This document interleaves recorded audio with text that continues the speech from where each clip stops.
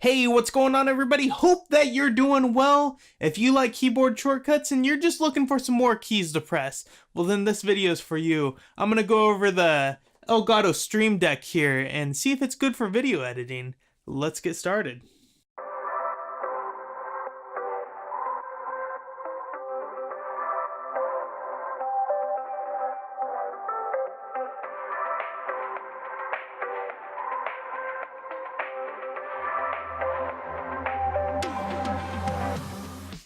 Now, is this thing necessary for video editing? No, it's not. Is it fun to have? Yes, it is. Now, it's mostly used for people who stream like on Twitch or YouTube. It's definitely helpful when you can just press a button and your command works or whatever you have it programmed to do. But this thing can also be used for other applications, and so I use it for Adobe Premiere. I can set up some keyboard shortcuts, and I've been using it for a few weeks now, and it's actually starting to grow on me. I never thought about using another device because I figured, you know, I have my keyboard, it's big enough, I can set up all my shortcuts, but if I want to have something more in-depth where I have to press a lot of keys, well, this thing's great for that, and I'll go into detail about that. So let's go through the details on how to set this thing as a shortcut key. So when you go into the settings for your Elgato Stream Deck here, you can see your buttons here. So let's go ahead and pick a button. So on the right side here, you have all of your different options that you can choose, but we're gonna go ahead and find the one for system options. And then under system options, you're gonna find hotkey. So go ahead and drag hotkey over to whatever key that you'd like, and then it's gonna pull up some more options for us below. And so now we can name it, we can assign a shortcut key. All right, let's go ahead and make a play button right now. So let's name it play. And then for me in Premiere, I use spacebar as my play button. So I'm gonna go ahead and just hit spacebar for the assign key and it will pop up as space. So now when I'm in Premiere, I just hit that button and it will play, just like if I were to hit the spacebar. So what's great about this is that I can assign some of my more complicated shortcuts. Sometimes I like to use multiple keys like Control Shift Alt and then like a letter or a number. And now all I have to do is press one button and I don't have to do some weird hand thing to press all the buttons. What I like about the Stream Deck is its small design. I can take it places with me, and if I'm working on my laptop, it just gives me a few extra keys to press, because on my laptop I don't have a full-size keyboard and so I'm missing some keys there. So this thing is definitely nice. The Stream Deck also has a lot of weight to it, it feels like. It's got an adjustable stand so I can have it kind of flat, tilted up a little bit, or I can have it more upright. It's really up to your preference, really.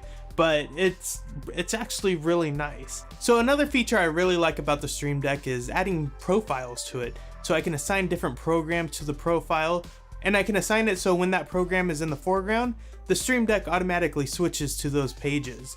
And it's really nice and convenient, and then if you switch between programs, the Stream Deck automatically switches. One of my favorite features about the Stream Deck is that I can add custom images to each button, and so at a glance I can take a look at it and know where everything is. So I can have a custom image for coloring or audio, or I have all my markers laid out, and so I don't have to read small text and have to know where everything is because my eyes aren't that great, but it's just great to take a glance at it and just be able to tap my button and I'm good to go. So let's talk a little bit about the cons of the device that I found. I've been using it for a few weeks, like I said, and I noticed that the screen for each key, they can get some burn-in. And so if you have a bright image on one screen and then you go to another folder and pull up another set of keys, you might see some screen burn-in from the previous page. And it's really distracting and kind of an annoyance because maybe you're on that second page and you just are like, okay, well, which one am I on? Because I see two things here sometimes, and it's more of a distraction, and maybe it's something that they can improve on if they make a second version of this or something. The other thing that I found is it's more of a personal preference thing, I think. To me, the keys are a little too soft and too wobbly, really. And so sometimes I'll reach up and tap a button and it just doesn't register. And I go back and tap it again and it will work.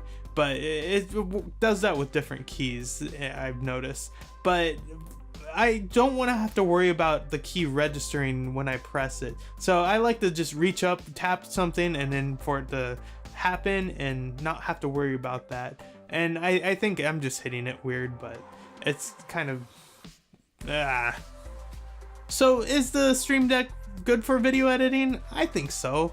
Like I said, I've been using it for a couple of weeks and I just really enjoy having a few extra keys that I can press. It's small, it's travel size, I can take it with me. If you can get past the screen burn-in and the soft keys, then yeah, it's a great device to have.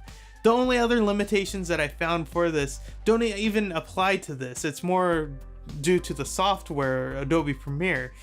I wanted to be able to add shortcut keys to like effects and different things, but it's just part of the limitations of Adobe Premiere. You can't add shortcut keys to effects, and that's what I wanted to put on the Stream Deck, but now I use it for other things instead. But I do think it's a great device, and if it's something that you're thinking about getting, go ahead and go for it. I mean, if you can get past the other things that I've talked about, then it's a great device. But thanks for watching this video, guys. Hit that like button if you like this video, subscribe if you'd like, and I'll catch you guys on the next one.